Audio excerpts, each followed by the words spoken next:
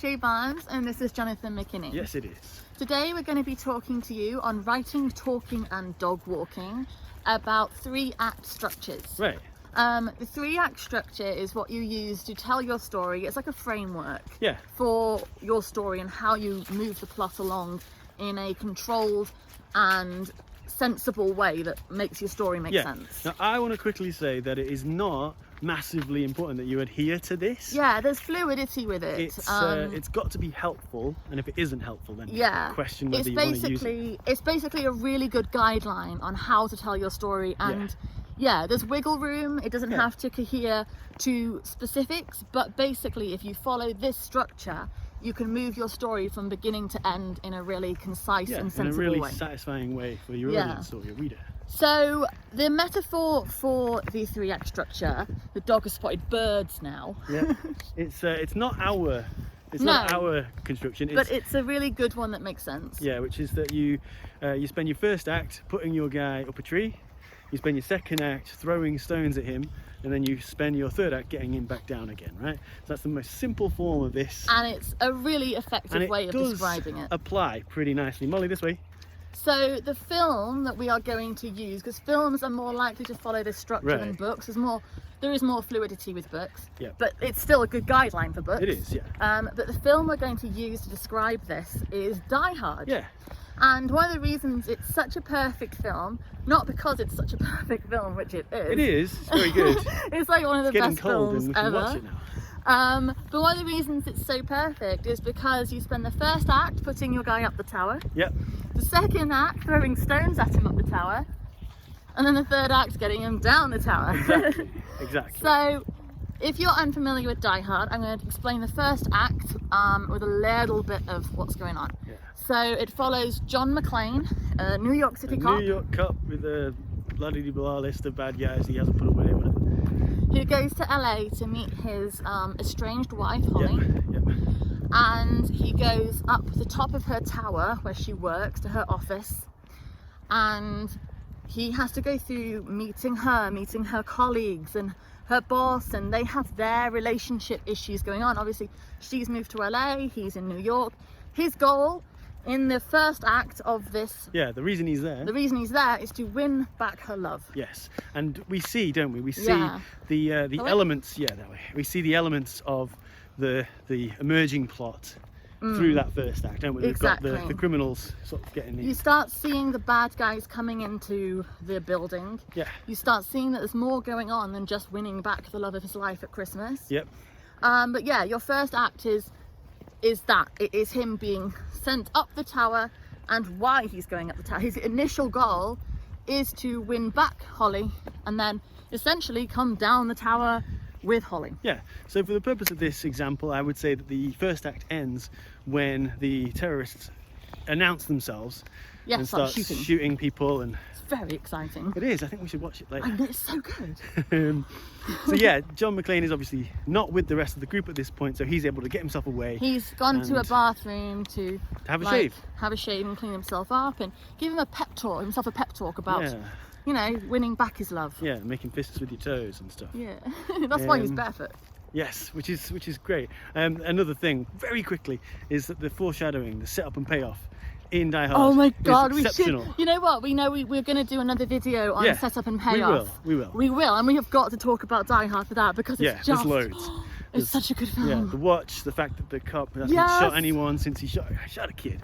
Anyway, really good, but that's not the point today. So Act 1, after he has gone up the tower, the tree, ends when they start throwing stones at him, which is a bunch of terrorists. Terrorists shooting at him and trying to kill him all the time. So he then has to spend the second act trying to figure out what the hell's going on, how he's going to try and affect the situation he's in a positive way. How he's going to alert everybody on the outside. Yeah, so he has to figure things out. He has to figure out what's happening and what he's going to do about it. And that turns his goal from win back Holly into save Holly, essentially. Right. Yeah, and everybody else, because he's a good man and he cares about everybody. So then I would say that perhaps the second act finishes probably around the time when he's got all the information he needs. Apart from who the main bad guy is. Well, would you say that the revelation... It ends, on the revelation... to McClane that... Alan Rickman... Hans Gruber Alan Rickman, who is a god of screen. Yes, he is. Oh. Excellent Sheriff of Nottingham as well. Yes. Although he didn't say that, he said Nottingham like a normal person. Anyway, again, not the point. So yeah, John McClane, New York cop, finds out who the villain is. By this point, he's got weapons, he's secured weapons, he's got a guy out front, and he's starting to own the problem in a active way. He's ready to do what he needs to do. Yeah, he has his plan in place. Yeah, and so you spend the third act, the writers spend the third act getting him back down again. There's the two Johnsons, two Agent Johnsons. That's not act related, it's just really, really satisfying.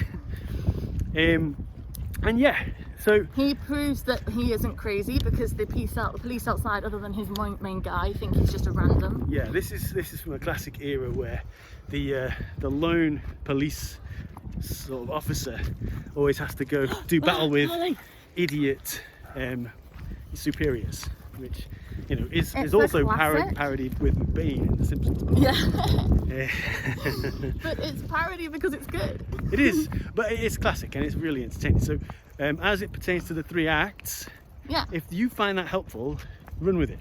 And don't think about good. It's really good. Don't think about up a tree, up a tower, but think about other forms, you know. Take your person through wanting something into being an experience and then going for it. Yeah, whether it's, you know, Luke Skywalker getting off Tatooine to go and fight with the rebels, or Neo getting out of the Matrix and finding out what's really going on. Sorry, the dog's having a little moment there. Whatever you want to do with your second act, it should, in a vague sense, follow the same pattern. Yeah. But you've got to be creative and trust yourself to... But as I say, it's a really useful writing technique that can make sure your story follows a structure that is satisfying. I agree. Right, so, do you want to wrap up? Yeah, I think so. All right. Yeah, we'll probably do more 3-act structures in different films. Yep.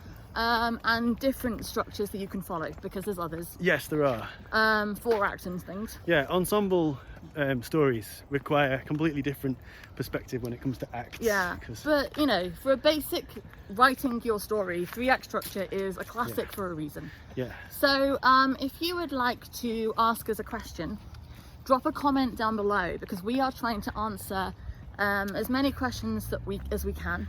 Yes. Do videos on subjects you want to know about to do with writing. Right. So yeah, put a comment below. If you could also subscribe to this channel, and give this video a thumbs up. Yeah, check out our other videos and like them too, please. Yeah, it means that we can keep bringing you free writing advice that we want to do. I'm pooped. We've been walking a while. We have. A good one. If you go to www.sirenstories.co.uk, you can subscribe for free on that website, and it has all our books and all our other work and a bunch of things over there. But they give away free things every month, and you just subscribe once. It's absolutely free. Just put your email address in, and you can win every single month something new. So it's a shame not to do that, because you'll benefit. What else? Twitter. Oh, Twitter. On Twitter, I'm Julianne Rose. He's John Muck. Come over there. We talk about writing all the time. We're a big part of the writing community over there, so come and be with us, share your work and everything you're doing, and we'll talk to you about it, and that'll be great. Absolutely. So, you're out of breath. I am. We've been walking for a while. Let's keep moving. Let's wrap it up. So thank you very much for watching, and we'll be back again soon. All right. Bye-bye. Bye.